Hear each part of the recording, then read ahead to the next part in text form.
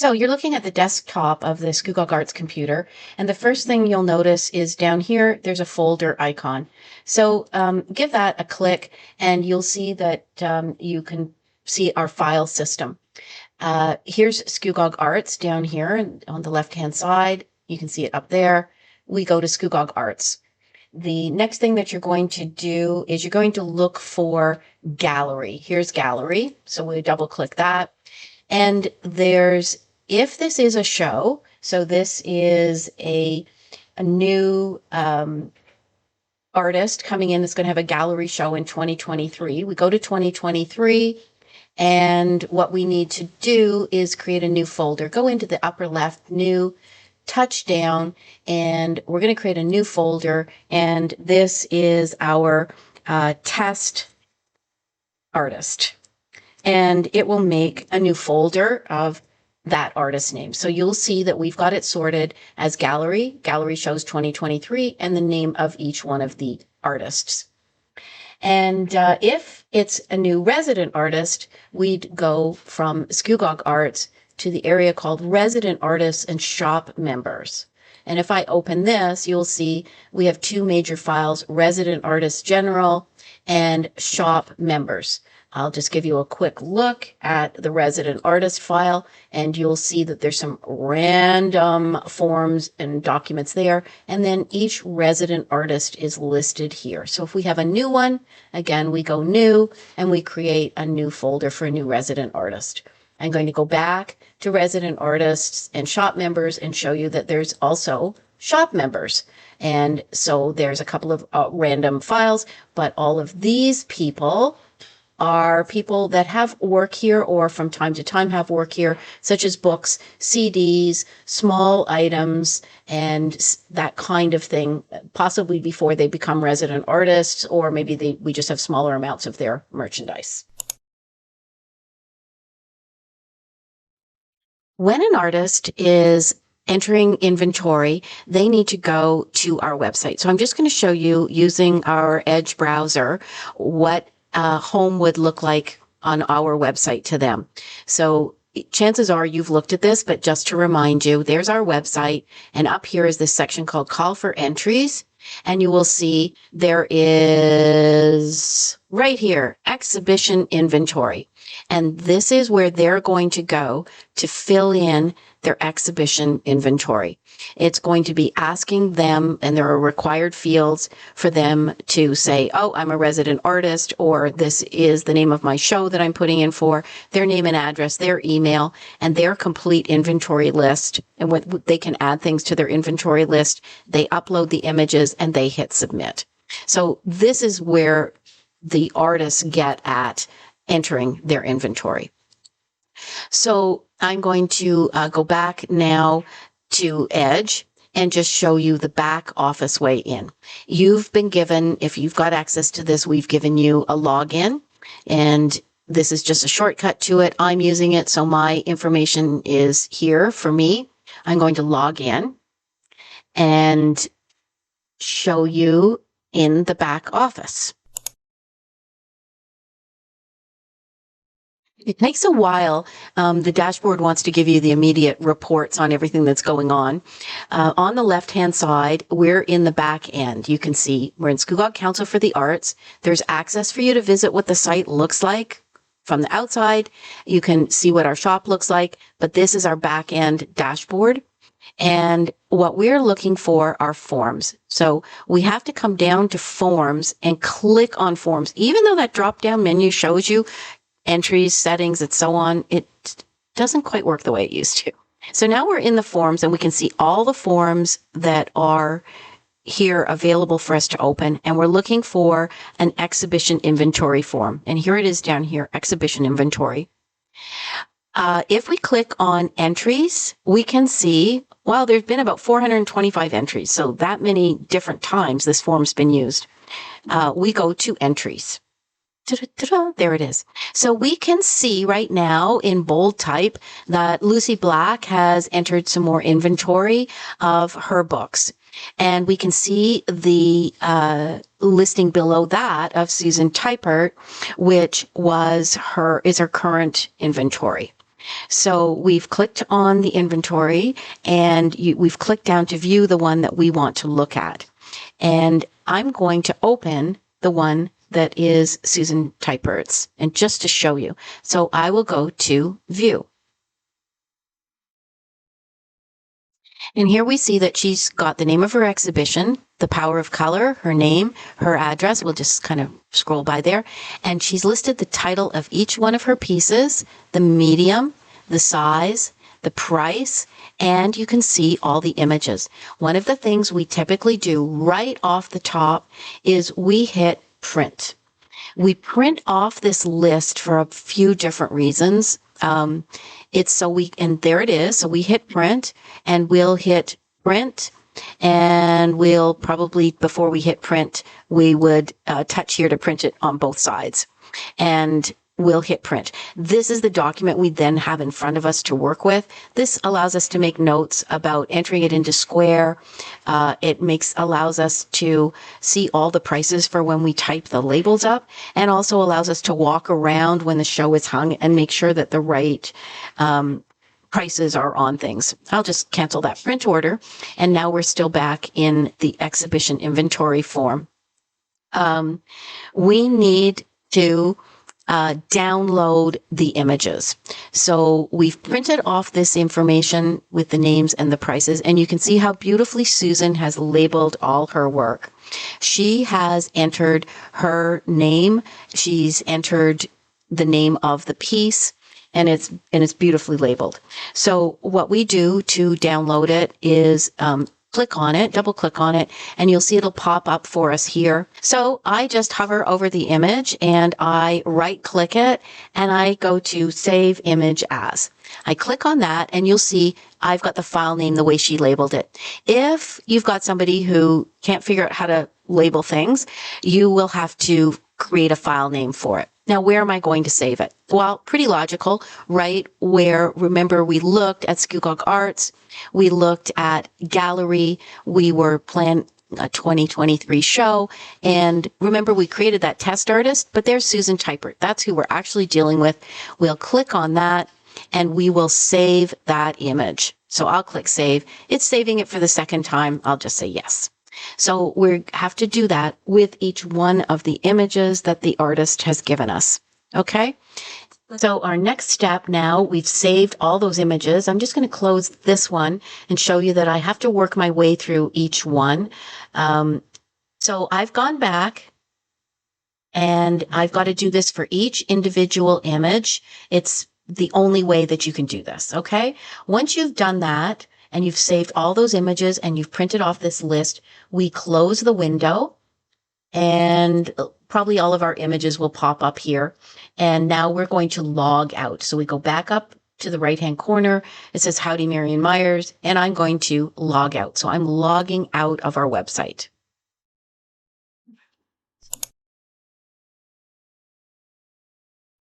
There are two access points to Square. Square is our point of sale system, and it also feeds our online shop. So there's two access points. One is this, our main computer, and the other is the little handheld device at the cash desk. Using the computer is the best way to enter inventory because it's the fastest place to type. So you'll see the Square symbol here, and if you just double click on it, it will get you to our Square system.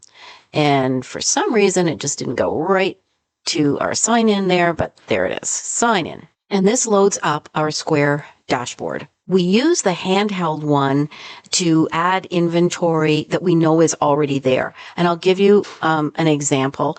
The handheld one is a great place when Deanie Page brings in more of her woven tea towels. It's an ongoing item. She restocks it all the time. It's very easy for us to just go to the handheld unit and enter that she's brought in 10 more pieces. And that might apply for books or cards, things like that people bring in. But for broader inventory management, it's best to go here. So this is the homepage of our Square today, and we would go to items. And you'll see in items that we can add a category. So I'm going to show you right here where it says all categories. It shows them all, and they are by individual artist name. If we want to create a new category, we go down to categories here. You'll see every one of the artists is listed, and we create a category. So I can touch create category, and I can just write the name test and save it. And now we have a category on our list called test. The categories here, Alison Gauthier, Bethany Aiken, the Bedobin Gallery, Cabernet Farms, Deanie Page. These are all artists' names. A couple of other categories of note in here are things like community programs or event tickets. So we've created a new category, and now what do we do is create items for inventory. So we go to the item library, and let's just go and add another item that's already existing, and we will use, and I'll scroll down and add an item to the Susan Teichert. Let's just go use that because we were just playing with her thing. And let's go to Susan Teichert. Now, all of these pieces have already been entered, so you see them all here in her inventory. But let's pretend that we need to add an item. So we are going to go to the upper right corner where it says create an item, touch create an item, and we're going to name the item. So this was the reason we had the printed out inventory from when Susan Teichert entered all of her items. So we're going to name her piece, and I'm just typing one-handed here, so excuse me, but let's say it's called Tomato, and we're going to say that it's by Susan Teichert. And we put her name right in the name of the piece. So it's the name of the artwork is Tomato, and it's by Susan Teichert. We do that for a couple of reasons. It helps us to search when we are looking for inventory that belongs to Susan Teichert, and it helps when we are sorting into our web shop, and I can show you that. We go over here to edit for the image, and we browse the image library, or we upload. I'll show you from upload because that means we're going to our website, and look, because the last place we had open was Susan Teichert, we are going to add this JPEG of the slices of tomatoes here. And we'll just say done. There it is. It's uploaded. It's in. This little image, and we can drag it down here. You see here, we can drag the image around to say, oh, what's the primary look of it? But this great big fat tomato right in the middle seems to me is quite perfect. And now we just go to description. This is where we fill in what Susan wrote on her form. So we're going to fill in that it was oil on canvas or whatever it is that she has written, and put in a comma. We're going to say that it was 12, I'm making this up, sorry, but 12 inches times 24 inches. We're going to, we can say that it's framed. We can put in any kind of comment we might think is pertinent. This is really helpful because this is the description that goes online as well. So whether it's pastel, whether it's oil, what's the substrate? Is it framed? What's the size? Is it under glass? What might people need to know? What materials are involved in it? There's our image, and it says you can have to kind of scroll down a little bit here. The locations are all locations. We only have one. And here's where variations really, this whole thing about variations doesn't apply to very many items for Scugog Arts. Really, it's kind of like, oh, sizes of jeans. So go to the price. Let's say this painting was $350. I can just enter $350 and it'll show up as $350. Then I go to manage stock. I click on that and I want to add the inventory. So it's available at our one location, Scugog Art Space. I click on the tracking button and I select the reason for me making a stock action. So my reason is that I'm getting new stock. But you can see I have other options: inventory recount, damage, theft, loss, or restock return. So sometimes we go in here and we do inventory recount, something like that. Or so anytime we're adding stock, we say stock received, and we're going to add 1. There's just a single painting. If there was already stock of, let's say these were Deanie Page towels, it might have said that there were 5 of them in stock, but we added stock of another 5. It would go 5 plus 5 equals 10. There you go. And we say done. So we don't have to worry about any of these things that are down at the bottom, but we do have to just double check that in the point of sale that it's showing it as being available and visible. Okay. Sometimes we add items where we don't have a picture, so we might want to drop down and make it unavailable so that it, or hidden, so that it doesn't show up as a blank space on our screen. But we've got it set automatic to be visible. And then you can see it says, we can create a payment link or a buy button here. And that's not something we use in this basic inventory. So we'll just ignore that and we hit save. Okay. That's how we add inventory. And we have to go and do that for every single piece. If she had 24 pieces in her show, we enter 24 times. If an artist is bringing in old, renewing stock, it's a simpler process. I'm going to go in and just delete that crazy item we just added. Okay, so we've added all these items into our inventory, and this means now when the artist brings their work in and we have it hung up, it's in our point of sale system and we can make a sale. All of the items that we list here also go into our online shop. But there's a few things that happen in the online shop that you need to be made aware of. So we're going to go up here where it says items and just click on it, and it takes us back in to either our home page, but also we're just going to go down to online. So we go to online. It takes a couple of minutes for it to get us there. And this is our online shop, and we're just going to go to items. And I'm going to go and show you the site categories here. Site categories online are different than the categories that are in the Square system. So we set up our Square system to name the artist, because when you're selling to people in the store, you know, oh, that's a sculpture by Gordon Wright. Oh, I look up Gordon Wright's name. And so it's the easiest way for us to have managed it.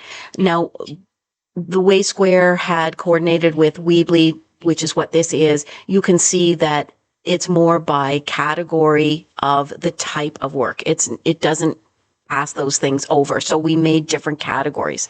So if you have something new, so for example, we've got lavender, we've got paintings, we've got mixed media, pottery, original prints, ink, pastels, fiber, clothing, sculpture, glass, and so on, handmade cards, fundraising items, indigenous work, music. If you feel like we need to add a category, maybe it's a new type of work. We have jewelers, but maybe you want to add the category gold jewelry or something like that. You just go to add category up here and add a name of a category. And it's just quite simply, I'm going to just say test. You can choose item. You can go from this end to choose items that now belong in the category called test. So all the items that are in inventory show up here. Or you can use the filters to just show you certain people's items, but this is how you would create a new category. And you can add an image. So for example, if this test category was gold jewelry, you can add an image of some gold jewelry. Okay, so we're just going to save, because we don't add those very often, but we go to site items, and this is where we want to make sure that everything that we've done for Susan Teichert is searchable on our online shop. So I'm just going to enter her name, and this is part of why we had her name entered into every one of our items, because see, now all her items show up here. Okay, so you can see there's Green Carnations by Susan Typert, and it's showing up, the price is $160. And let's just look at it. We touch the three dots and we get some information. So it's a physical product.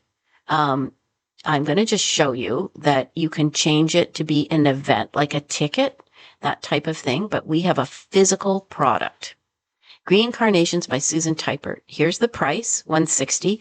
There was the description, 6 by 8 inch, original pastel piece, part of our March show, The Power of Color. Oh, Erin filled in all kinds of information when she typed this in. You can see that it says visible, which we want to be sure of. Right now, we don't charge tax, so we click on that it's a tax exempt.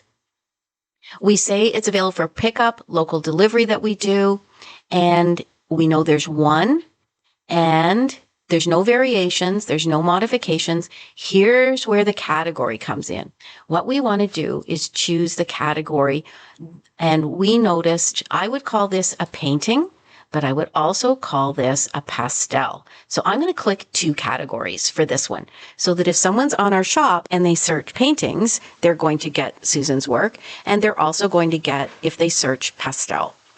If this was an Indigenous work, it might be that it's somebody who does metal or stained glass, but they are also, and it's Indigenous. So you can click 2 different categories, 3 different categories if it's suitable, and save. So now we know that Susan's work is saved in our shop and categorized.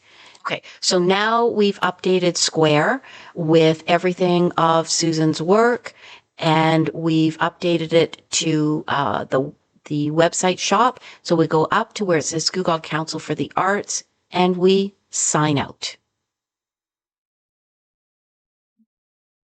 and close it.